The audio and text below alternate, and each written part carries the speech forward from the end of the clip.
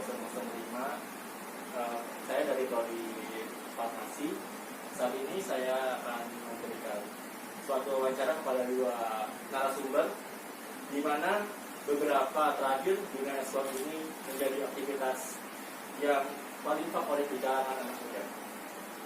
Selain itu, dalam beberapa tahun ini banyak event internasional yang diikuti oleh berbagai negara, di mana hal ini menjadi ajang saling memberikan kepopuleran dari liga tersebut, misalkan dari pihak Mobile Legends atau PUBG, yang keduanya bisa mengharumkan nama bangsa. Di sebelah saya ada dua orang narasumbernya, yang merupakan narasumber dari masing-masing e-sport yang saya akan wawancarai. Apa kabar? Saya tidak ya? Alhamdulillah baik. Buat kalian, apa sih yang hal positif dari dunia e-sport ini? Mungkin dari saya dulu ya. Boleh? Mungkin hal positif dari saya dari e-sport ini mungkin selain menambah relasi, kemudian e-sport ini juga punya komunitas. Banyak sekali komunitas yang ada di Indonesia, terutama di Mobile Legends. Mobile Legends itu banyak sekali e-sport. Dan juga hal positifnya mungkin bisa jadi sebuah profesi yang menjanjikan, karena sudah banyak banget event-event di Indonesia ini, turnamen-turnamen kecil, dan ya hadiahnya lumayan. Kalau dari saya sih tambahan aja, mungkin sama sih kalau dari bidang PUBG juga, mungkin nggak ada bedanya sama bidang ML. Cuma buat saya sih kalau di dunia e-sport ini lebih kayak hobi kita lebih tersalurkan gitu. Jadi hobi kita ada penghasilan gitu. Jadi selain kita main game yang biasanya kita tahu kita dimarahin orang tua, main game ini. Nah sekarang kan kita terjun ke dunia e-sport lebih ada penghasilan. Jadi kayak bakal lebih dipandang gitu ketika kita terjun di dunia e-sport untuk main game. Untuk pertanyaan kedua, apa sih yang kalian hadapi kesulitannya sebagai player di bidang e-sport ini? Kalau dari saya sendiri, kalau kesulitan untuk di e-sport ini, kalau dari saya ya kan saya juga kan mahasiswa nih. Jadi saya harus pintar-pintar membagi waktu antara saya harus latihan sama harus latihan turnamen, terus kita harus ada studi juga kan. Saya mahasiswa akhir harus nyusun proposal, KKN, magang, jadi kayak bentrok aja gitu sama jadwal yang kita harus fokus kan. Saya sebagai mahasiswa harus fokus studi juga. Itu sih dari saya.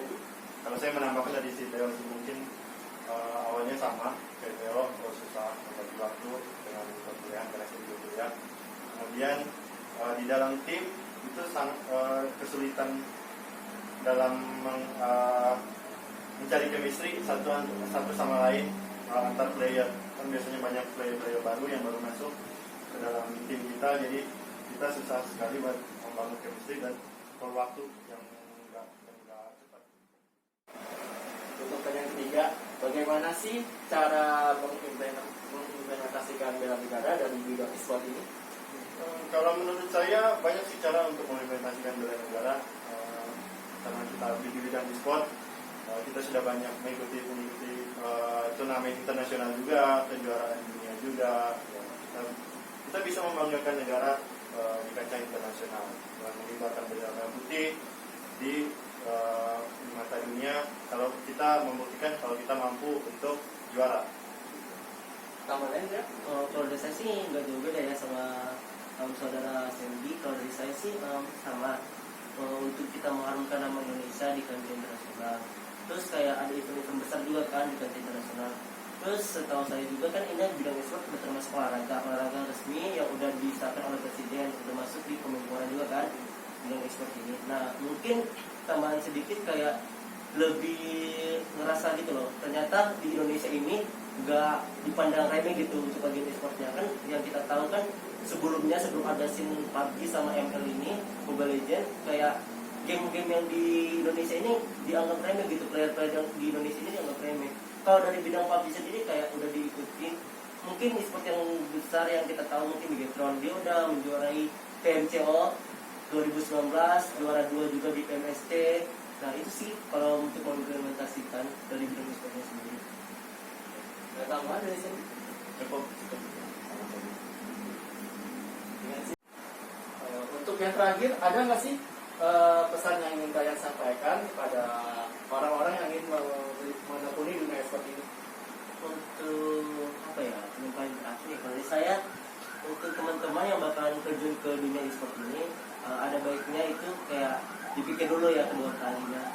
Soalnya ketika kita udah terjun ke dunia e-sport, itu nih saya pribadi kayak sulit gitu untuk lepas dari dunia e-sport sendiri. Kayak ya mungkin dari teman-teman ngajakin latihan atau apa, ya yang saya udah bilang yang tadi itu soal di dunia e-sport ini kan banyak kendala kayak di studinya, takutnya teman-teman dengan terjun ke enak kok di e-sport ini dan terfokus di e-sport, dan sedangkan studinya ditinggal gitu aja. Mungkin tambah dari saya, mungkin lebih ke pintar-pintar memanage waktu sih buat teman-teman yang pengen terjun ke dunia e-sport, karena dunia e-sport ini sangat-sangat memakan waktu, sangat-sangat memakan waktu.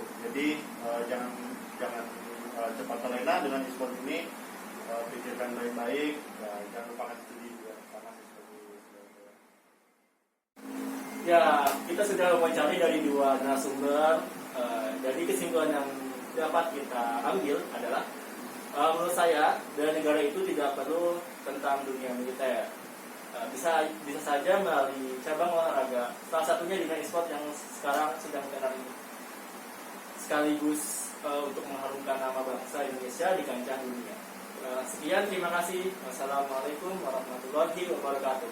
Salam e-sport.